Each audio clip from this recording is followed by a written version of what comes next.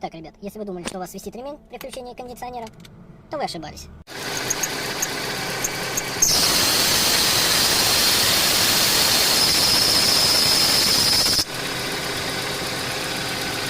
Да, вы все правильно поняли, это свистит прижимной диск аж-кив привода, причин этому может быть много, вплоть до того, что между ними попала пыль, либо попало масло или вода, все это может привести к тому, что там возникает плохое сцепление, вследствие чего возникает вот такой свист, поэтому как можно чаще включайте кондиционер, чтобы это все дело очистить. Но при условии того, что в системе есть фреон, кондиционер работает, иначе прижимной диск не будет срабатывать и сам очищаться.